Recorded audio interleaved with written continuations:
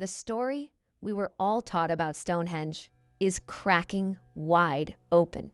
For generations, the monument's history has been packaged into a neat little narrative.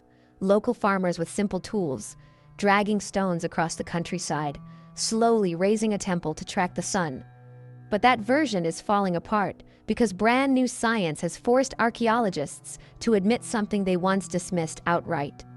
The official line went like this: the giant sarsen stones came from the Marlborough Downs, just a short haul away. The smaller blue stones were dragged all the way from the Preseli Hills in Wales. Then, over generations, Neolithic builders assembled them into a ceremonial ring. Part temple, part calendar, and part burial site. It was a story that ticked all the boxes. Ordinary people doing extraordinary things with nothing but ropes, rollers, and determination. A monument to community spirit. Not lost knowledge. That's what they told us. But here's the bombshell. The so-called altar stone, the great slab at the heart of Stonehenge, has now been traced not to Wales, but to northeast Scotland in the Orcadian Basin. We're talking about a journey of more than 450 miles. Now here's where it gets even stranger. This wasn't a brand new idea. Decades ago, a handful of researchers proposed the idea, only to be ignored, dismissed, or flat out ridiculed by the mainstream. It didn't fit the tidy Welsh narrative. But now the evidence is undeniable. New forensic tests have pinned the altar stone to Scotland. And suddenly, what was fringe speculation has become hard fact. Think about what that means. If the most important stone at Stonehenge came from nearly the other end of Britain, the monument isn't just a local solar temple. It's evidence of a culture with connections and ambitions stretching across the entire island. A level of organization and intent that the neat classroom version never accounted for. This stone is only the beginning. It's the first crack in a story that's been hidden for centuries. And in this video, we're going to pull it wide open. If the experts were wrong about this, wait until you see what else we reveal.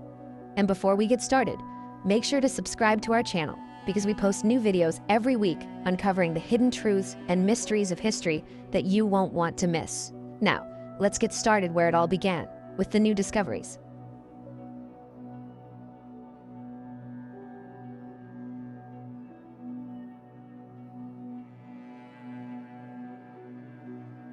Now you might be asking, why is the altar stone important? Well, this isn't just another block in the ring. It's the slab placed at the very heart of Stonehenge, the focal point around which the entire monument is arranged.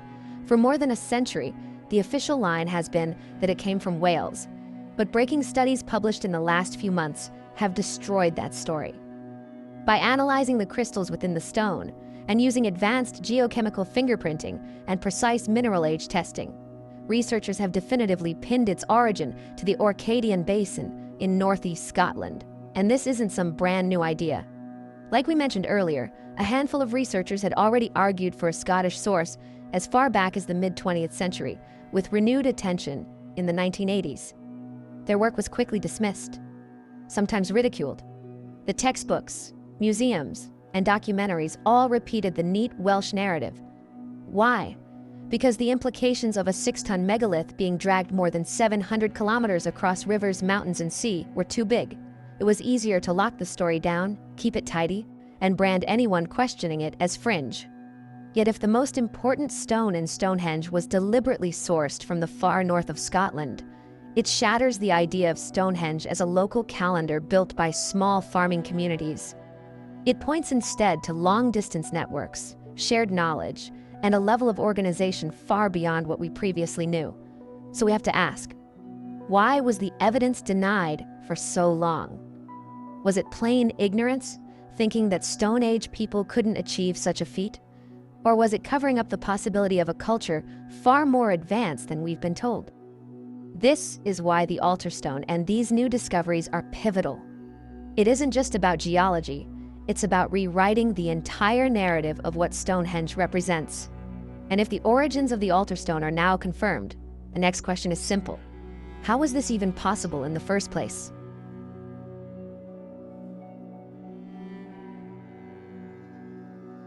How do you move a 6-ton slab over 700 kilometers in an age without wheels, without iron tools, and without draft animals to haul the load.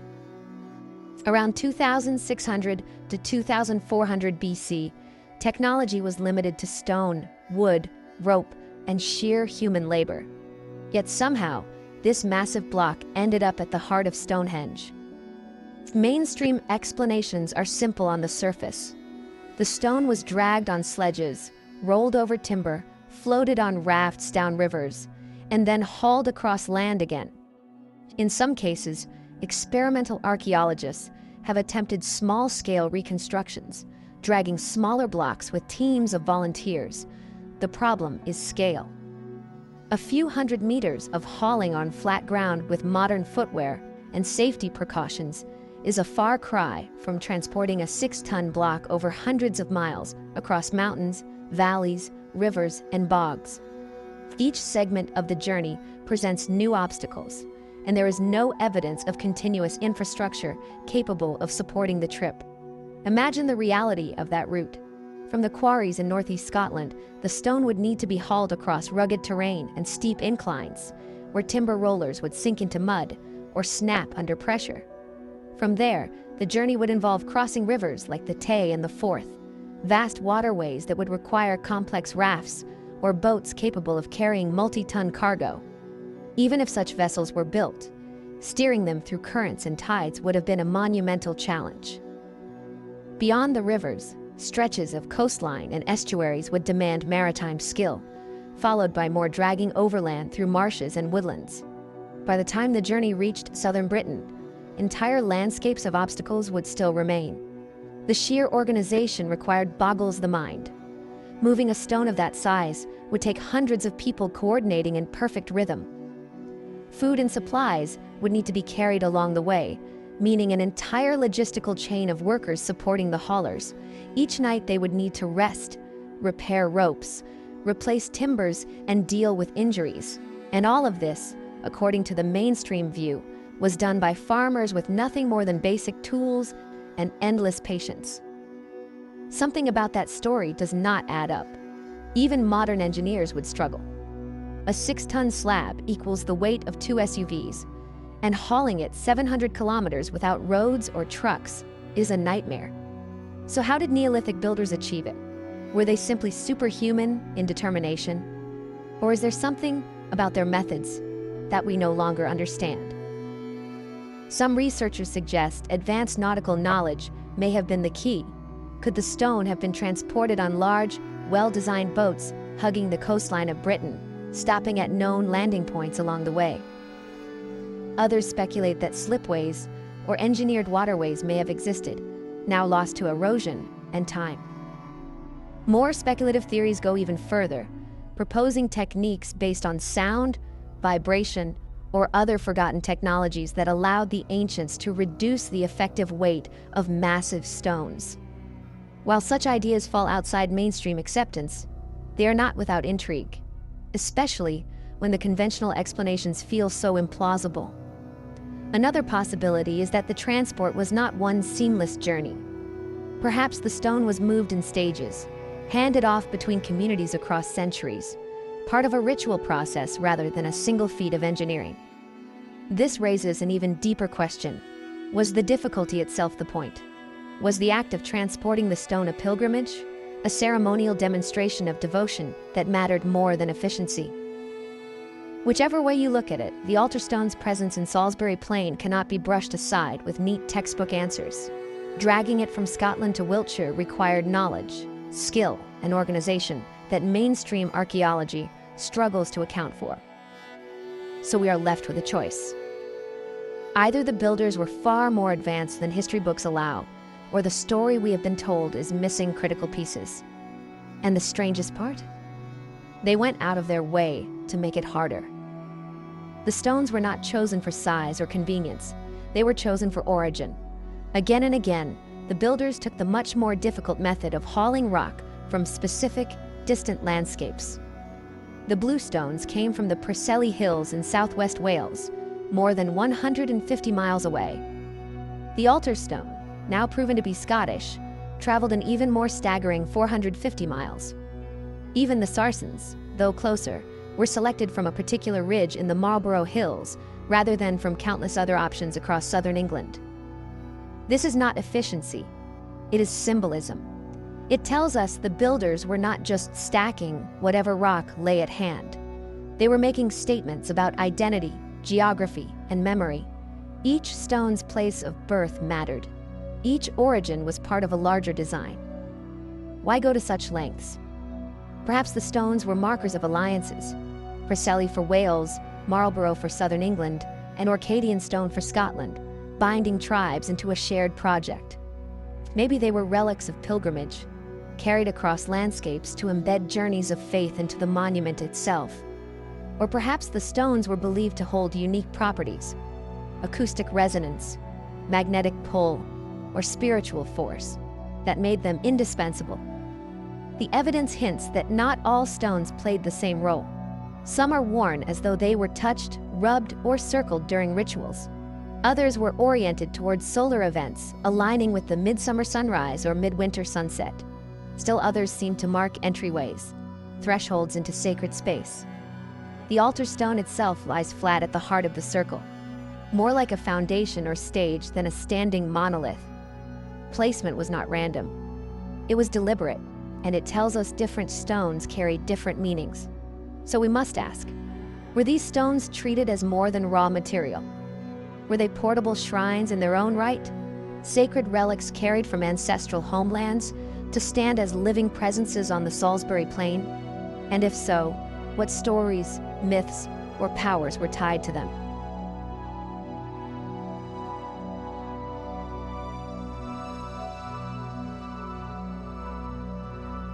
Stonehenge was never an isolated project. When we step back and look at the wider picture, the monument begins to resemble a hub in a far-reaching web that stretched across Britain and beyond. The Preseli Hills in Wales, the Marlborough Downs in southern England, the Orcadian Basin in Scotland, and the ceremonial complexes of Wessex, all were tied in one way or another to the creation of this monument. Archaeology provides evidence of this connectivity, even if the mainstream rarely highlights it. Pottery styles found in distant regions share striking similarities, suggesting cultural exchange or shared traditions across hundreds of miles. Burial practices echo across Britain and Ireland: circular enclosures at Orkney, stone markers in Wessex, and identical grave orientations in Ireland. Ceremonial sites, from the henges of Avebury to the structures in Orkney, align with the same solar and lunar cycles as Stonehenge, hinting at a shared cosmology guiding communities separated by vast distances. This points to organization far beyond the farmer with ropes model. If Stonehenge functioned as the central node of a network, it was not merely a local temple, but a political and religious center. Imagine delegations traveling from far-off regions, bringing stones, offerings, or traditions to bind themselves into a shared system of belief. The altar stone's Scottish origin may not have been a logistical anomaly, but a deliberate gesture, a statement of inclusion in something larger than any one tribe or valley. That leads to a crucial question. What kind of social structures could coordinate such flows of people, goods, and ideas? Were there loose confederations of tribes bound by ritual authority? Was there an elite class of spiritual leaders orchestrating events across the island? Or could there have been maritime networks, long-distance seafaring communities able to connect coasts and rivers in ways that archaeologists still underestimate? The answers remain hidden, but one thing is clear. If such networks existed, the tidy picture of isolated farmers building monuments with trial and error no longer holds. It means Stonehenge was not a local curiosity, but a stage on which Britain's Neolithic world connected, traded, and performed its most important ceremonies. And if that is true, then mainstream archaeology's story of small communities with limited reach collapses. Something much more complex was at work, and the altar stone is just one piece of evidence pointing toward it. Modern technology has peeled back layers of the Salisbury Plain that the eye alone could never see. Ground-penetrating radar, LiDAR sweeps, and magnetometry surveys have mapped beneath the grass, revealing a hidden record of ditches, pits, and buried structures sprawling well beyond the stones themselves. What emerges is not a single monument, but an entire ceremonial landscape. Massive circular earthworks, alignments of post holes, and traces of henge complexes suggest that Stonehenge was only one piece of a far larger design. Yet, when these discoveries are reported, they are often wrapped in disclaimers. Anomalies that look like deliberate pits are called natural depressions. Linear patterns that clearly resemble avenues or alignments are described as post-depositional disturbances. In other words, when the evidence points to complexity that does not fit the neat story of a local solar temple, it is softened, downplayed, or quietly pushed aside. The contradictions mount. Scans show Stonehenge was built in phases. Stones rearranged, pits dug and refilled, ditches recut, and some stones dismantled between 3000 and 1500 BC. Of the largest anomalies are vast pits aligned with astronomical events, yet these received little follow-up. Instead of confronting what the staged and evolving design might mean, publications tend to gloss over it with vague notes about ritual use or seasonal gatherings. But the questions cannot be avoided forever. What if large parts of the monument's original plan were deliberately dismantled? What if entire sections were buried on purpose, hidden from future generations? Who would make such choices, and why? Was it part of a cycle of renewal, with each generation layering over the last? Or was it an attempt to conceal knowledge, sealing away features that no longer aligned with later beliefs? The pattern is troubling. High-impact scans that reveal anomalies get their moment in the spotlight at conferences or in obscure journals, but rarely do they filter into the broader story told in museums, textbooks, or television documentaries. It is as if new findings are acknowledged just enough to check the box, but not enough to challenge the established narrative. The public hears whispers of pits, post holes, and hidden avenues. But the grand interpretation remains the same. Farmers, ropes, a solar calendar. What the hidden record shows is something far more complex. A monument built, rebuilt, dismantled, and reshaped across centuries. A ceremonial landscape of buried secrets, pits aligned with the heavens, and patterns that cannot be dismissed as natural quirks. And yet, mainstream archaeology treats these revelations as background noise, rather than the front-page story they should be.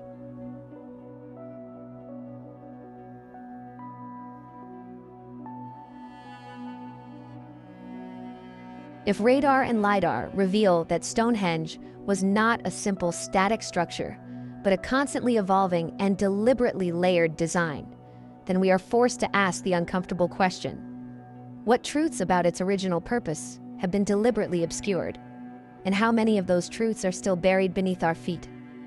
Every year, thousands of people gather at Stonehenge for the midsummer sunrise. The sun breaks the horizon and shines perfectly through the stones, lining up with astonishing accuracy. On the opposite side of the year, the midwinter sunset aligns just as precisely. These events are not chance alignments. They were built into the design from the start. And once you see them clearly, you realize Stonehenge was not just about hauling big rocks. It was about mastering the heavens. The solstice alignments are only the beginning. Evidence suggests the builders may also have tracked the lunar cycle, marking the rising and setting of the moon at its extreme positions. The Aubrey holes, a ring of pits encircling the site, may have served as a lunar calculator, helping predict eclipses and track time with incredible accuracy. Sightlines across the wider landscape connect Stonehenge with nearby monuments like the Avenue and Durrington Walls, creating a network of alignments that seem designed to frame celestial events against earthbound markers. Mainstream explanations often reduce this to trial and error, as if Neolithic farmers simply guessed until things lined up. But the precision is too exact for that. Aligning stones with sun and moon requires decades of records. The midsummer sunrise alignment today is accurate within half a degree. It means keeping long-term records, understanding cycles, and applying geometry. That implies a level of mathematical and astronomical knowledge far beyond what most textbooks assign to people living 5,000 years ago. And this is not unique to Stonehenge. Across Europe and the Mediterranean, megalithic sites reveal the same obsession with the sky. At Newgrange in Ireland, the winter solstice sun floods the inner chamber through a carefully constructed passage, illuminating carvings that had lain in darkness the rest of the year. At Carnac in France, vast alignments of standing stone stretch toward the horizon, marking solar and lunar cycles. In Malta, the megalithic temples are oriented to celestial events just as precisely, though they predate Stonehenge by centuries. Even Göbekli Tepe in Turkey, thousands of years older, shows signs of astronomical symbolism woven into its carvings. The message is clear. These were not isolated farmers tinkering with rocks. They were part of a tradition of sky watching, stretching across continents, rooted in deep observation and careful planning. To achieve this level of accuracy, entire communities must have been organized to track cycles, pass down knowledge, and mobilize workers at just the right times. That points to a society with structure, leadership, and intellectual capacity that mainstream history has never fully acknowledged. So we have to ask, did the builders of Stonehenge possess calendrical knowledge and observational technology beyond what we are taught in schools? Were they scientists of the sky in their own right, using instruments and methods that have since been lost? Or was Stonehenge itself the instrument, a machine of stone designed to lock earth and heaven together with breathtaking precision? Whatever the answer, the alignments cannot be waved away as coincidence. They are evidence of intelligence, organization, and purpose. And if the sky proves their genius, the stones themselves prove their craftsmanship.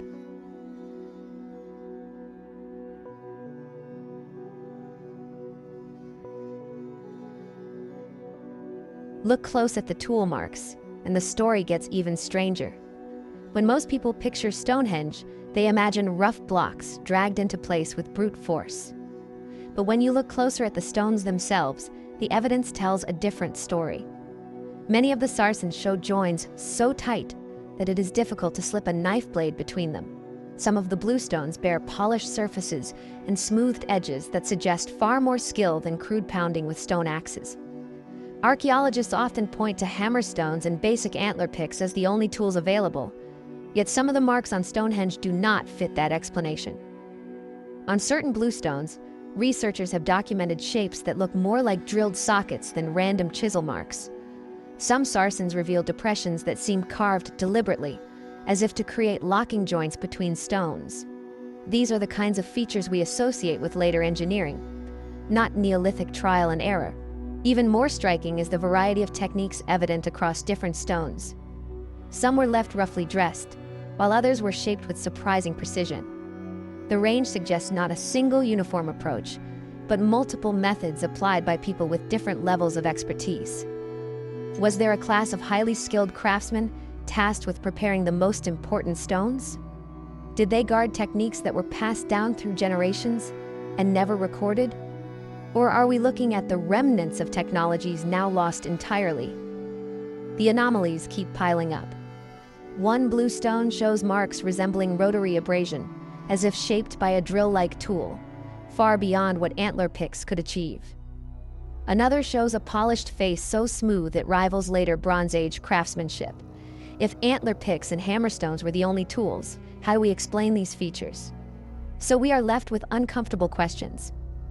Were Stonehenge's builders more advanced in their stoneworking than mainstream archaeology allows?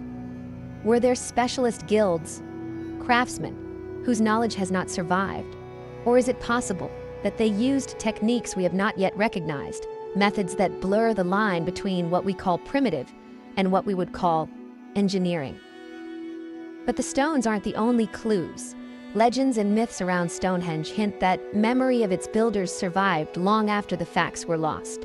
Legends have always clung to Stonehenge, and while mainstream archaeology often dismisses them as fantasy, folklore can preserve fragments of memory long after facts are forgotten. Place names around the Salisbury Plain, echo stories of giants and wizards, tales of stones brought from distant lands by supernatural means. These myths may sound like fairy tales, yet they mirror what the science now proves. that key stones were transported from extraordinary distances, a feat so unlikely that it entered cultural memory as the work of beings beyond human power. Across Britain, other megalithic landscapes carry similar echoes. Oral traditions speak of stones that were alive, stones that moved on their own or resisted being taken from their original homes. Such stories, repeated across generations, may encode the struggles and rituals involved in moving and raising megaliths. They may also hint at builders who possessed methods later communities could not fully replicate, leaving their descendants to interpret the achievements as supernatural. Archaeology itself shows that Stonehenge was not built on an empty plain. Long before the Sarsens and Bluestones were erected, the site already contained earlier monuments, earthworks, timber circles, and alignments of post holes stretching back to 5000 BC. Even older monuments surround Stonehenge. Long barrows dating to 3700 BC and cursus monuments stretching for nearly 3 kilometers. These predecessors suggest that Stonehenge was part of a ritual landscape evolving over millennia, each generation inheriting, reinterpreting, and building over what came before. Beyond Salisbury Plain, evidence of even older traditions complicates the picture. Submerged landscapes off the British coast, now lost beneath the sea after post-Ice Age flooding, once held settlements and possibly monuments that have yet to be fully explored. In Orkney, massive stone temples at Ness of Brodgar predate many of Stonehenge's phases, showing that complex ceremonial architecture was already flourishing in the far north. Such sites raise the possibility that the knowledge used at Stonehenge was not invented in isolation, but inherited from earlier cultures whose full story is still missing. This leaves us with a provocative question. Did the Neolithic communities who raised Stonehenge truly innovate every technique themselves, or did they inherit fragments of a much older tradition? Were they working with knowledge passed down across centuries, preserving echoes of a lost culture that disappeared with rising seas and shifting climates? If the myths and the archaeology both point toward predecessors, then Stonehenge may not be the beginning of Britain's monumental story. It may be the echo of something far older, preserved in stone.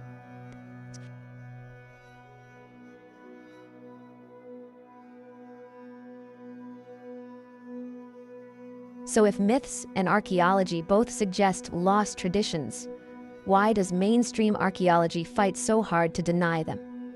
The answer lies in the system itself. The mysteries of Stonehenge are not only about stones, alignments, or hidden pits. They are also about the way knowledge itself is controlled. Archaeology is not practiced in a vacuum. It is shaped by funding, reputations, national pride, and the invisible gatekeepers of academic peer review. This system rewards safe conclusions and punishes challenges to the narrative. History shows the pattern clearly. Researchers who dared to suggest uncomfortable ideas were often sidelined or branded as fringe. Early voices who questioned whether all the stones came from whales or whether alignments were deliberate were mocked or ignored. Only when new technologies like geochemical fingerprinting or radar scans made their findings undeniable did the mainstream reluctantly change its tune. And even then, those earlier pioneers rarely received credit. The altar stone itself is the perfect case study. Decades ago, a handful of geologists suggested it might not be Welsh at all, pointing to mineral inconsistencies. Their proposals were dismissed. The Welsh origin became dogma, repeated in textbooks and documentaries. Only now, with the hard science of mineral age testing and geochemical signatures, has the Scottish origin been confirmed. Which raises the question, why the long delay? Was it simply a matter of waiting for better tools, or was the establishment reluctant to rewrite its story because it threatened comfortable narratives? This is where ethics come in. Should institutions defend the tidy story at the expense of truth? Should careers, national pride, or reputations outweigh open inquiry? Or should archaeology embrace uncertainty and admit that much of the past remains unexplained? The answer seems obvious, but the history of resistance suggests otherwise. Of course, There are good faith archaeologists who work tirelessly to uncover data, publish results, and refine timelines. Not every act of caution is malicious. Sometimes skepticism protects against wild speculation, but when caution becomes inertia and inertia becomes dogma, we lose sight of the bigger picture. The altar stone shows how quickly a fringe idea can become fact once the evidence is undeniable. And that is why radical alternatives need to be on the table. Because when the script fails, new explanations have to be considered. By now, it is clear that the neat classroom version of Stonehenge no longer holds. The question is, if the mainstream story does not add up, what alternatives might be worth considering? These are speculative ideas, but they deserve a fair hearing, especially when the conventional explanations fall short. One possibility is inherited knowledge from much older cultures. Some researchers argue that fragments of wisdom survived from Paleolithic or proto-civilizations that lived before the end of the Ice Age. As seas rose and climates shifted, most of their settlements disappeared, but pieces of their knowledge may have been passed down. The precision of Stonehenge's astronomy and the deliberate choice of distant stones might be echoes of an even older tradition. Critics argue that there is no hard evidence for such a civilization, only hints in folklore and scattered anomalies. But absence of evidence is not proof of absence, and submerged landscapes off Britain's coast remain largely unexplored. Another theory looks at advanced prehistoric engineering. Could the builders have known techniques of transport that we no longer understand? Some suggest the possibility of sonic manipulation or methods of reducing weight through vibration, speculation that sounds far-fetched but has roots in strange acoustic properties noted at megalithic sites. Others propose that ingenious mechanical systems, now lost, were once widespread. The strongest counterpoint is the lack of direct artifacts to prove such methods existed. Yet the transport of multi-ton stones across hundreds of miles remains so implausible with the official toolkit that many feel conventional answers do not suffice. A third alternative is more grounded. Stonehenge may have been built by complex societies with maritime reach. The sea, after all, is the fastest way to move goods in pre-industrial times. Evidence of early seafaring is underestimated. Obsidian from the Mediterranean reached Britain by 4000 BC. And Orkney shows links to cultures hundreds of miles away. The idea that Stonehenge was the product of a ritual political system spanning the coasts of Britain is not outlandish. The counter-argument here is that archaeology has yet to uncover definitive ship remains from that era, though perishable materials could easily have rotted away. So where does this leave us? None of these theories can be proven outright, but all push us to ask bigger questions. Was Stonehenge really the work of isolated farmers? Or was it the culmination of inherited knowledge, forgotten engineering, or far-reaching maritime networks? Instead of dismissing these possibilities as fantasy, perhaps it is time to weigh them seriously. Because if even one of these theories proves true, Stonehenge changes forever. And that's why the next step must be clear: new science, done openly, with no more half-truths. The evidence is out there. The question is now whether we'll be allowed to see it. And that brings us to you. Now it is your turn. Which theory makes the most sense to you? Was Stonehenge the work of connected maritime cultures, engineers with forgotten techniques, or communities carrying forward the legacy of a lost civilization? Let us know in the comments, because your insights often help shape our future investigations. If you enjoyed this, subscribe and turn on notifications so you don't miss what's next. We've got plenty more content on the way.